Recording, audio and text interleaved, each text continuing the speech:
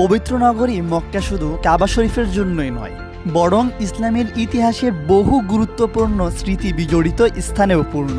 এর মধ্যে বিশেষভাবে উল্লেখযোগ্য হল জাবালে নূর এবং জাবালে সৌর।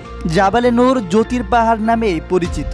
এই পাহাড় ইসলামের ইতিহাসে এক অনন্য স্থান দখল করে আছে। মসজিদে হারাম থেকে ৩ মাইল উত্তর পূর্বে অবস্থিত এই পাহাড়ে রয়েছে গাড়ে হেরা। এখানে নবুয়তের পূর্বে নবীজি একাকী ধ্যান করতেন। ঠিক এই গুহাতেই তার ওপর প্রথম ওহী নাজিল হয়, শুরু হয় কুরআন নাজিল হওয়া। এই গুহার ভেতরে একসাথে দুজন মানুষ সোজা হয়ে দাঁড়িয়ে নামাজও পড়তে পারেন না, এতটাই সংকীর্ণ। জাবালে নূরের উচ্চতা প্রায় 281 মিটার। 1 ঘন্টা পাহাড় বেয়ে উপরে উঠলে পৌঁছে যাওয়া যায় সেই গাড়ে হেরাতে, যা আজও কাঁদায় লক্ষ মুসলমানকে।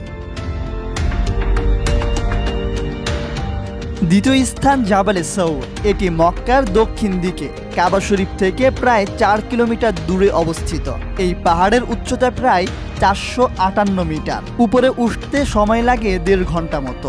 এখানেই রয়েছে গাড়ে সৌর, যেখানে রাসূলুল্লাহ সাল্লাল্লাহু আলাইহি ওয়াসাল্লাম এবং আবু বকর রাদিয়াল্লাহু তাআলা আনহু 3 দিন আত্মগোপন করেছিলেন হিজরতের সময়। গুহার মুখে মাকড়সার জাল ও কবুতরের বাসা হয়েছিল, যা ছিল এক অলৌকিক রক্ষা কবচ।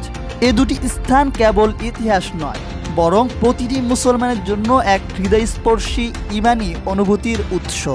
মক্কা সফরে গেলে এসব স্থানে গিয়ে কাঁদে বহু প্রাণ।